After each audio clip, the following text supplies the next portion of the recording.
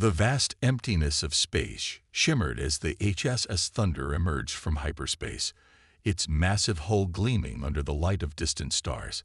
At 2.5 kilometers long, the warship represented the pinnacle of human engineering, though its true capabilities remained unknown to all but a select few on Earth. Captain James Miller stood on the bridge, his weathered hands clasped behind his back as he studied the holographic display before him. The Thunder had been patrolling the outer edges of known space for 3 months, seeking potential threats to Earth's growing colonies. "Captain, unknown vessels approaching from Sector 7, reported Lieutenant Anna Reed from her communication station. Her voice remained steady, but there was an edge of excitement to it. After all, this would be humanity's first contact with an alien civilization. The main screen lit up with images of 5 sleek ships, their designs unlike anything human eyes had seen before. They moved with a fluid grace that suggested advanced propulsion systems. "Analysis?" Miller asked, his blue eyes narrowing as he studied the approaching vessels. "Sir, they're broadcasting some kind of signal," Anna said, her fingers dancing across her console. "AI is translating now." The ship's AI processed the alien transmission quickly. A deep, commanding voice filled the bridge. "Unknown vessel, you have entered Confederation space. Power down your systems and prepare for inspection. Resistance will not be tolerated." Miller's lips twitched into a slight smile. The aliens had no idea what they were dealing with. Araya. Tactical analysis of their vessels. Their technology appears to be approximately 50 years behind current Earth standards. The AI responded smoothly. "Weapon systems are primarily based on plasma technology. Their shields would not withstand a single shot from our main guns." The captain nodded slowly. "Lieutenant Reed, please respond to our visitors. Keep it polite but firm." Anna cleared her throat and activated the external communications. "This is the human spaceship Thunder. We are on a peaceful exploration mission and mean no harm. However, we do not recognize your authority to demand our surrender." The response came quickly and with obvious anger. "Primitive vessel, you dare to defy the Confederation. Your weapons are no match for our superior technology. This is your final warning." Miller watched as the alien ships moved into attack formation. They were clearly used to intimidating lesser species into submission. "Araya, ray shields. Minimal power. Let's show them what primitive looks like." The aliens opened fire, their plasma weapons streaking through space toward the Thunder. The energy blasts splashed harmlessly against the warship's shields, creating beautiful patterns of light that rippled across the barrier. "Shields holding at 99.99%, Araya reported. "Their weapons are ineffective." The bridge crew watched in silence as the aliens continued their assault for several minutes, emptying their weapon banks in a futile display of force. The Thunder didn't even shudder under the bombardment. "Sir," Mark Thompson called from his intelligence station, "I'm picking up a lot of confused chatter from their ships. They're not used to this." Miller straightened his uniform and cleared his throat. "Lieutenant Reed, please open a channel." When she nodded, he spoke clearly and calmly. "Confederation vessels, we have allowed you to exhaust your weapons to demonstrate a point.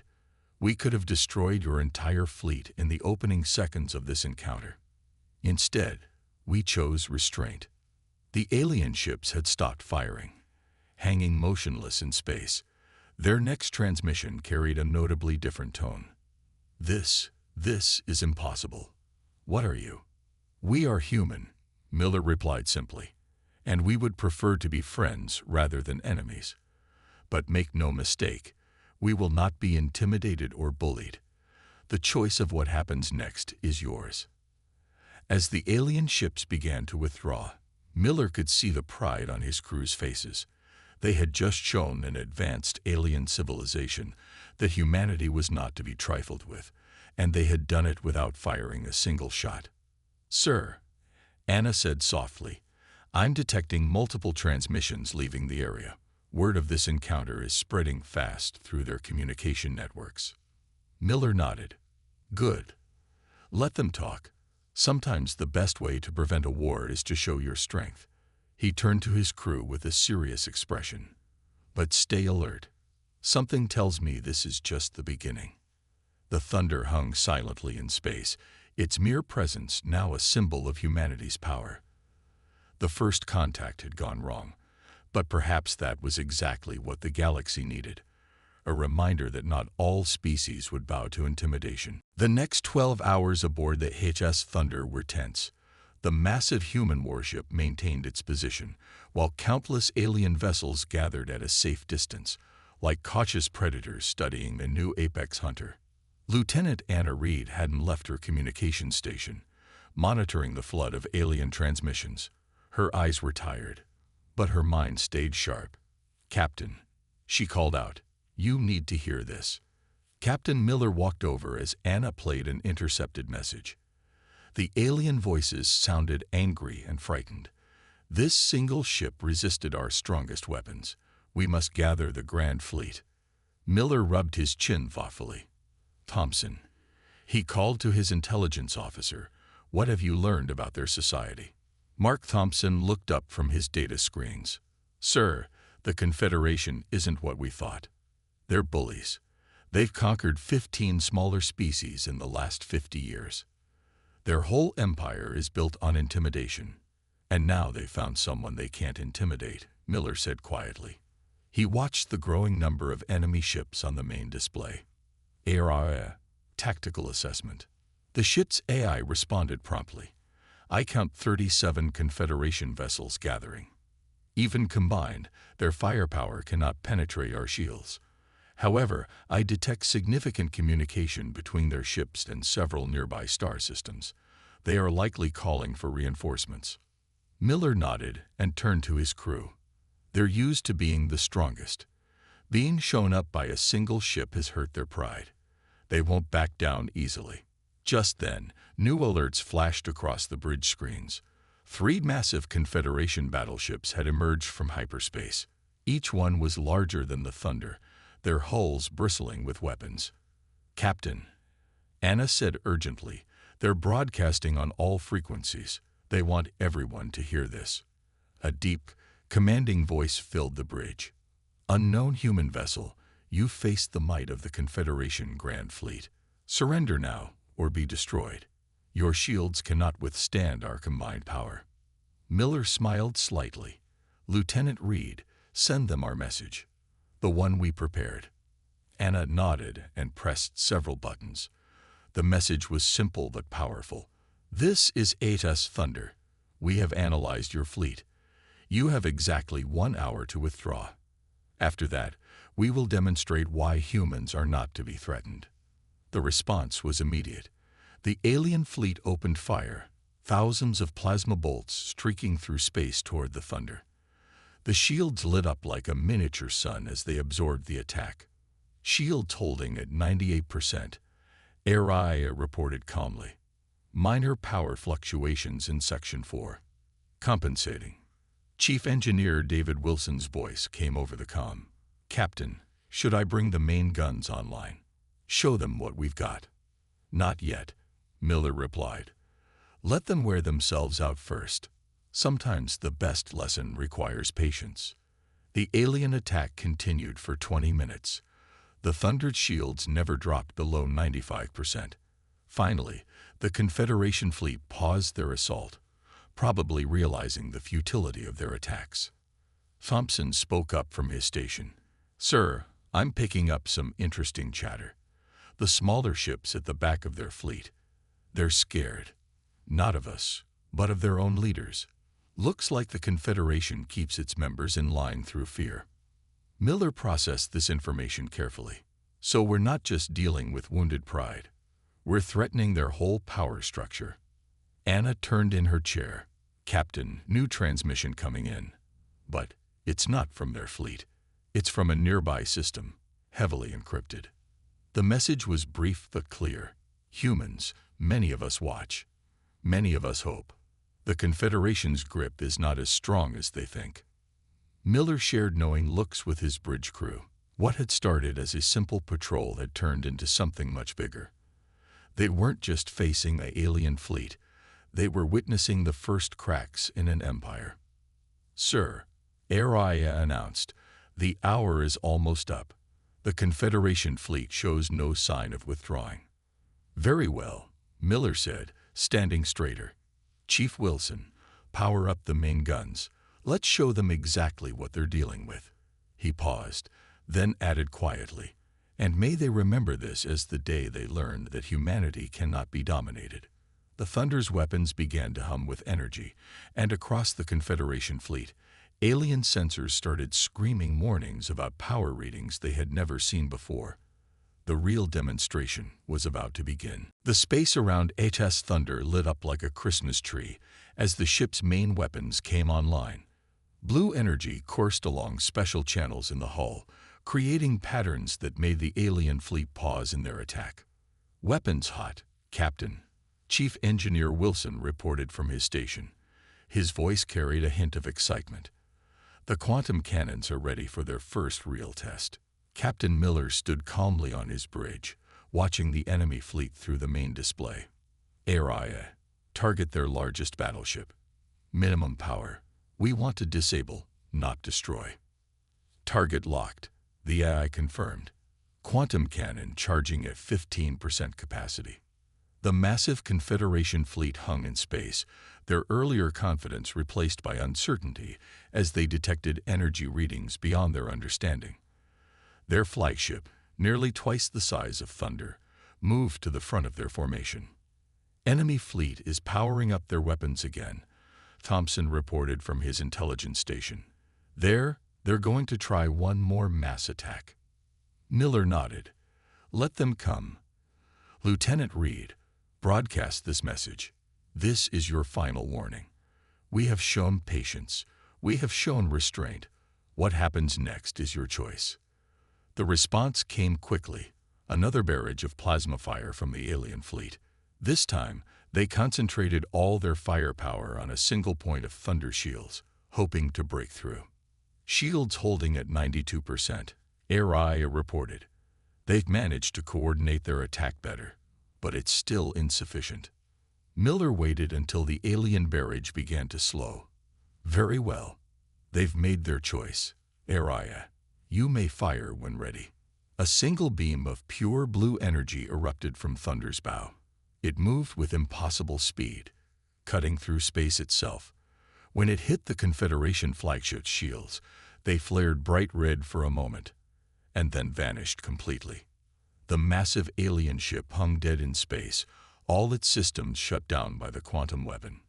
No explosion, no destruction, just silence. "Target neutralized," Araya announced. "Their power systems are offline.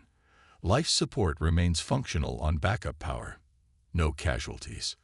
The remaining Confederation fleet froze in shock. Their most powerful ship had been disabled by a single shot from the human vessel. "Sir," Thompson called out, "the other ships are panicking. Their formations are breaking up." Miller stepped forward. "Araya, target 3 more of their larger vessels. Same settings. Let's show them this wasn't a lucky shot." 3 more quantum beams lanced out from Thunder's weapons. 3 more Confederation ships went dark, floating helplessly in space. "Lieutenant Reed," Miller said calmly, "please open a channel to all remaining ships." Anna nodded, her fingers dancing across her console. "Channel open, sir." "Confederation vessels." Miller's voice rang out across space. "You have seen what one human warship can do. We disabled your ships without taking a single life. This technology is standard on all our vessels. Even now, more human ships are on their way. You have 2 choices: retreat and reconsider your way of dealing with other species, or continue this fight and lose everything you've built through intimidation." The bridge crew watched as the remaining alien ships began to turn away. It wasn't a fast retreat. They tried to maintain some dignity, but they were definitely leaving. "Sir," Thompson reported with a smile, "I'm picking up transmissions from all over this sector. Word of what happened here is spreading fast. The smaller species, they're calling this the Hour of Thunder. Chief Wilson's voice came over the comm. "Captain, the quantum cannons performed perfectly. We could take out their entire fleet if we wanted to." "That's exactly why we won't," Miller replied. "Sometimes the most powerful message is the one delivered with restraint." He turned to his crew. "Besides, I have a feeling our real job here is just beginning." As if to confirm his words, Anna spoke up from her station. "Sir, I'm getting multiple requests for communication from planets all across this sector. They want to talk." And she paused, reading her screen carefully. "Some of them are offering information about Confederation military bases." The Thunder hung in space, its blue energy channels still glowing softly. In just 1 hour, a single human ship had changed the balance of power in this part of space. Not through destruction, but through a demonstration of overwhelming yet controlled force. The revolution was beginning, and it had started with a whisper of thunder. Word spread through alien space like wildfire. Every communication channel buzzed with the same story. A single human warship had defeated the proud Confederation fleet without destroying a single vessel. The HSS Thunder had become more than a ship. It was now a symbol of hope. "Captain," Thompson called from his intelligence station, "you need to see this." He brought up multiple video feeds on the main screen, showing protests breaking out on various Confederation worlds. The people carried makeshift banners with crude drawings of the Thunder. Captain Miller watched the scenes with growing concern. "How many worlds are we talking about?" "At least 7 major systems so far," Thompson replied, scrolling through his data. "And more are joining every hour. The smaller species the Confederation conquered. They're all watching us, waiting to see what we'll do next." Lieutenant Reed turned from her communications station, her eyes wide. "Sir, we're being flooded with messages. Secret resistance groups are reaching out. They're offering intelligence about Confederation military bases, patrol routes, everything." Before Miller could respond, Aria's calm voice filled the bridge. "Captain, detecting multiple ships entering the system. Confederation signatures, but that are broadcasting surrender codes." 3 alien vessels appeared on the main screen. Unlike the warships they had faced earlier, these were civilian ships. Their hulls showed signs of weapon damage. "This is the Free Traders Alliance," a tired voice transmitted. "We seek asylum. The Confederation has been stealing our cargo and demanding protection money for years. We saw what your ship did. Please help us." Miller stroked his chin thoughtfully. This situation was becoming more complex by the minute. What had started as a simple patrol had turned into a potential revolution. "Sir," Chief Wilson's voice came over the comm. "I've been analyzing the data from those disabled Confederation ships. Their technology isn't actually that far behind ours. They've just been lazy. No innovation, no improvement. They relied on brute force and fear instead of advancement." "Makes sense," Thompson added. "Why improve when you're already the biggest bully in the playground?" Just then, Aria's voice took on a more urgent tone. "Captain, detecting massive power signatures. Multiple Confederation fleets are mobilizing across the sector. They appear to be abandoning their normal patrol routes to hunt for us." Miller nodded grimly. "They're scared. Not just of us, but of what we represent. Change is coming to their empire, and they can't stop it." "Captain," Reed interrupted, "incoming transmission from Earth Command. The response fleet. They're still 3 days away." The bridge fell silent. They had to hold this position, alone, for 3 more days. The thunder was powerful, but even it couldn't be everywhere at once. Miller paced the bridge, slowly, thinking. Finally, he turned to his crew. "Aria, bring up a map of this sector. Show me all the planets where protests are happening." A holographic display appeared, showing dozens of worlds lit up with activity. The Confederation's empire was massive, but it was also spread thin. "Sir," Thompson asked, curious about his captain's thoughtful expression. "We don't need to fight them all," Miller explained. "We just need to keep hope alive until our fleet arrives." "Thompson, Identify the worlds with the strongest resistance movements. Reed, start coordinating with those free traders. We'll need their help to spread the word. Wilson, I want those quantum cannons ready for rapid fire. The crew jumped into action, energized by having a clear plan. The Thunder might be just one ship, but it could be anywhere in the sector within hours. The Confederation would have to spread their forces thin, trying to predict where it might appear next. One more thing, Miller added. HFY, prepare a broadcast package. Include footage of our battle with their fleet, but also add our message of peace. Show everyone that we could have destroyed those ships, but chose not to. The Confederation rules through fear. Let's show them a better way. As the crew worked, more civilian ships began arriving, seeking protection. The game had changed. This was no longer about a simple show of force. It was about giving hope to those who had none. The Thunder's blue energy channels pulsed steadily, a beacon in the darkness of space. In 3 days, the human fleet would arrive.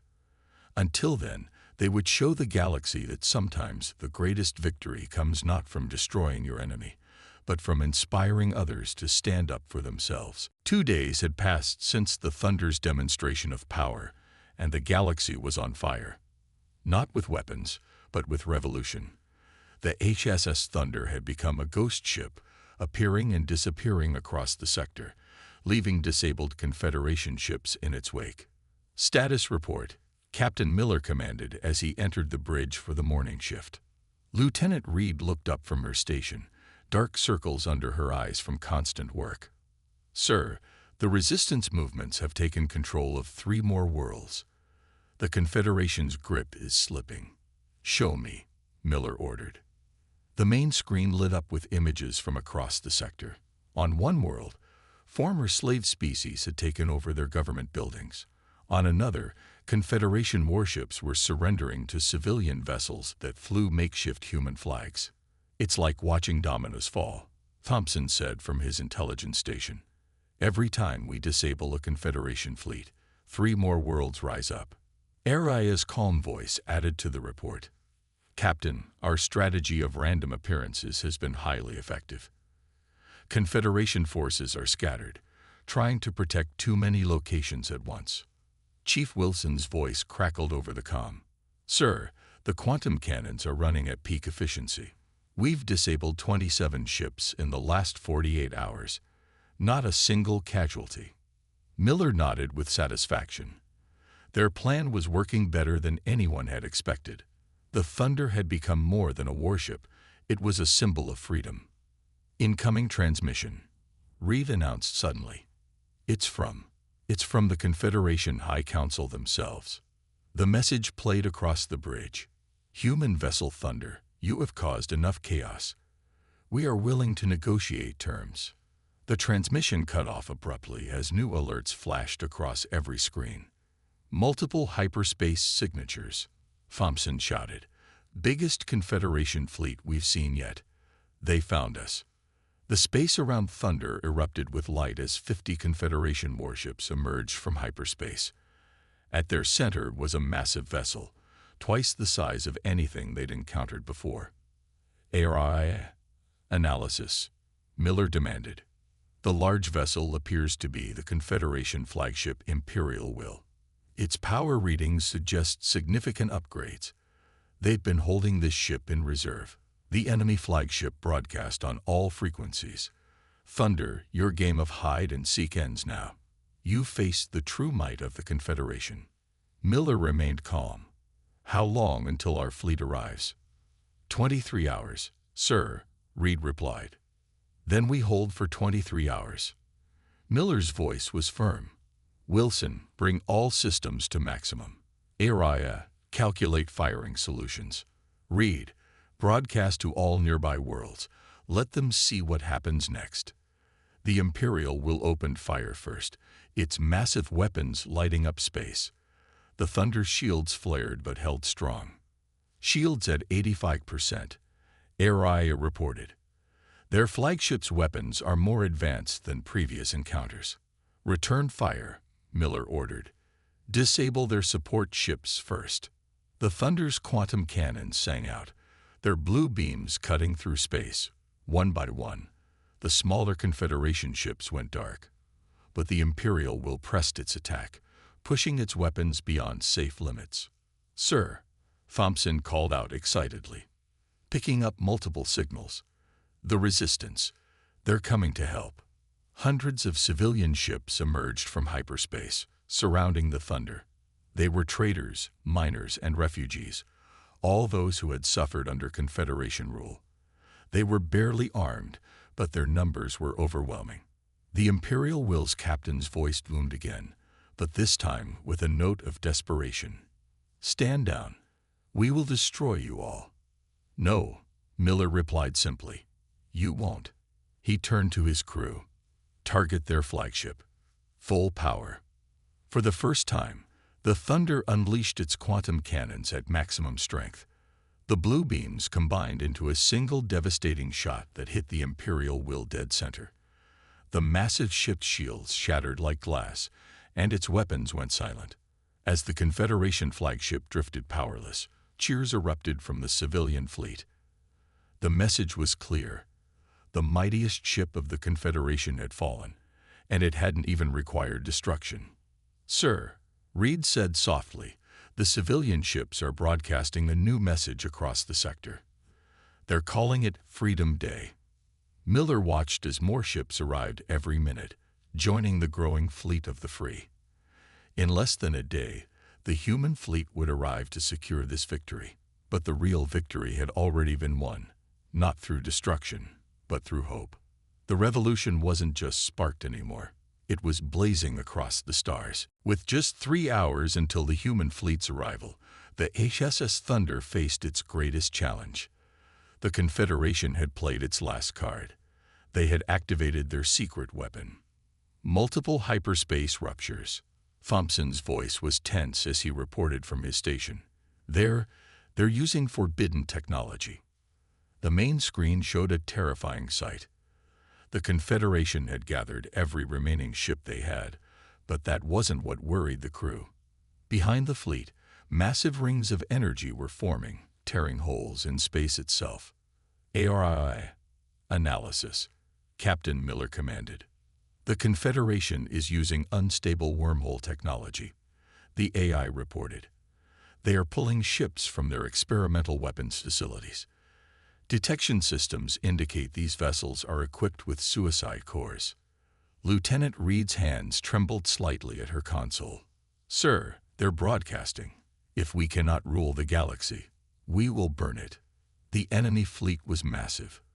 Over 200 ships, all powered by unstable cores that could explode with the force of small suns.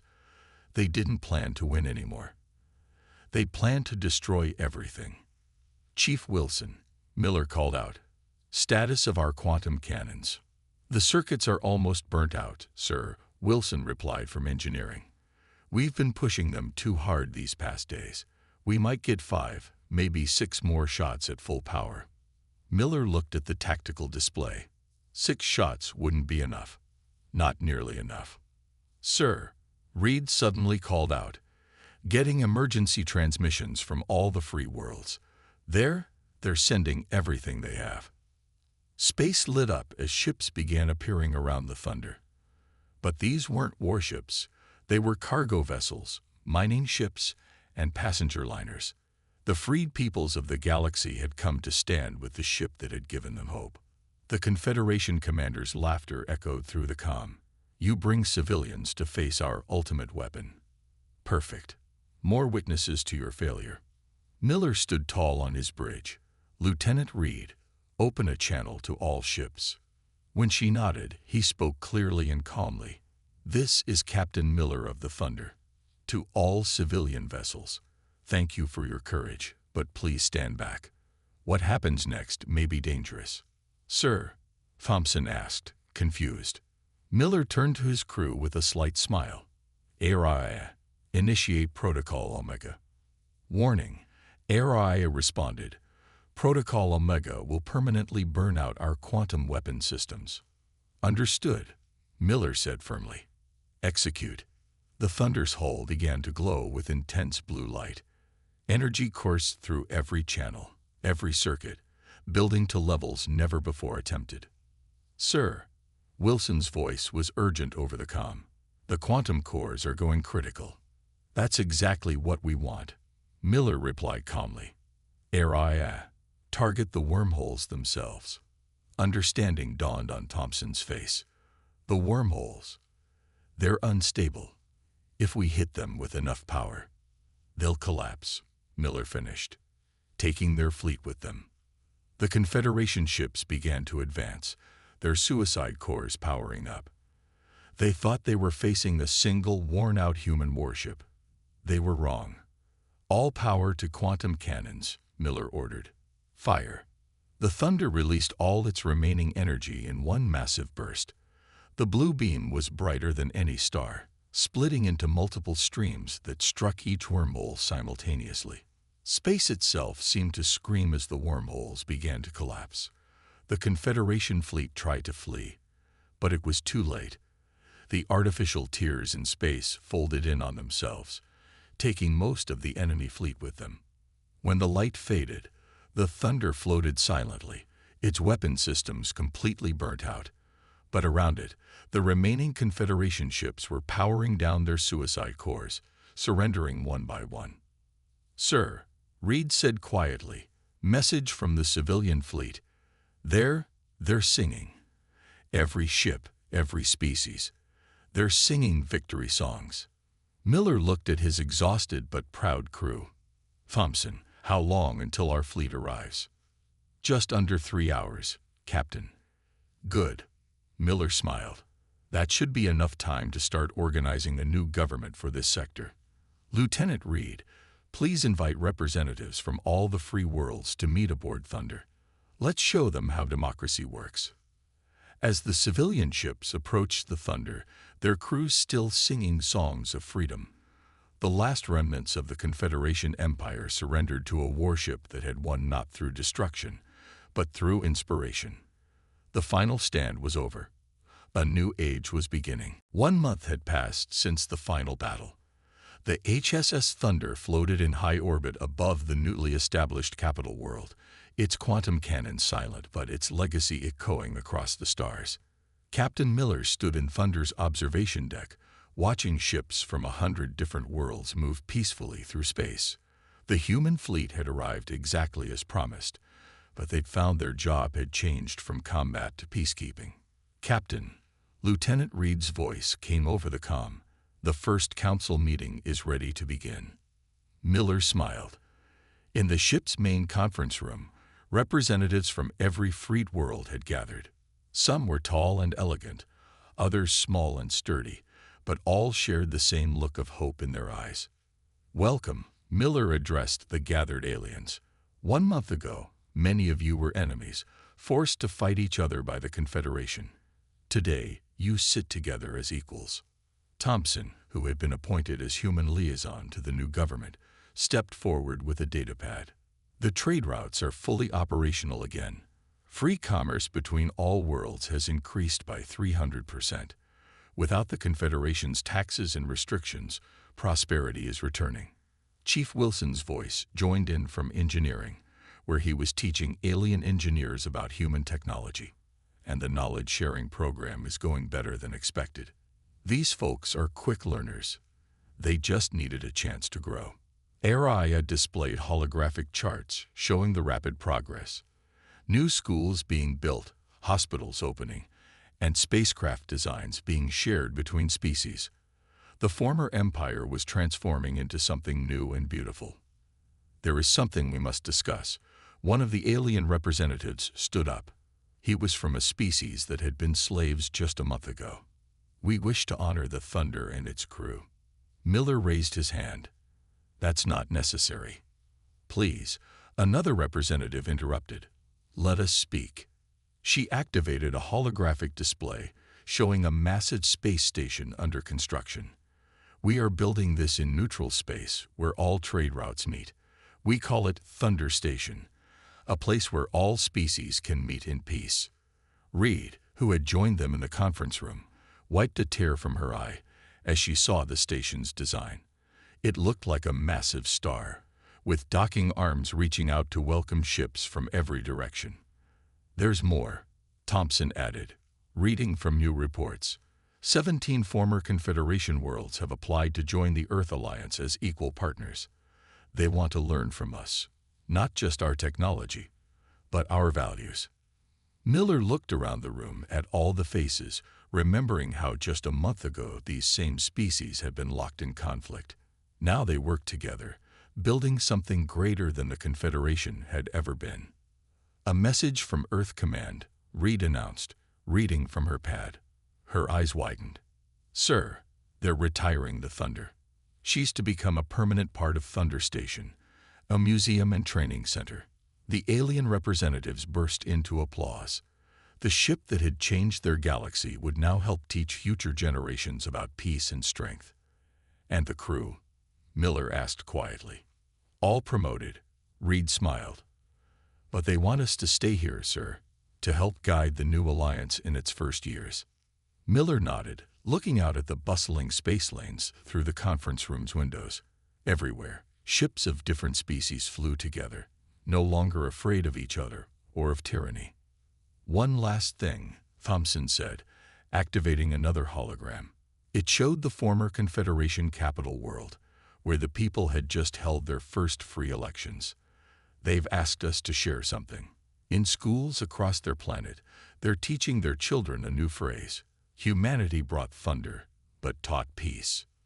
The room fell silent as everyone absorbed these words. The Thunder had come to their galaxy as a warship, capable of dominating any fleet. Instead, it had shown them a better way. As Miller looked at his crew and the gathered representatives, he knew that this was the greatest victory possible. Not conquest, not domination, but the birth of true peace and understanding between species. The HSS Thunder had arrived to dominate. Instead, it had inspired a galaxy to free itself. And somewhere in the vast darkness of space, other tyrants would hear this story and think twice before testing humanity's resolve. For while humans had the power to dominate, they chose instead to elevate. The thunder of war had faded. The music of peace had begun.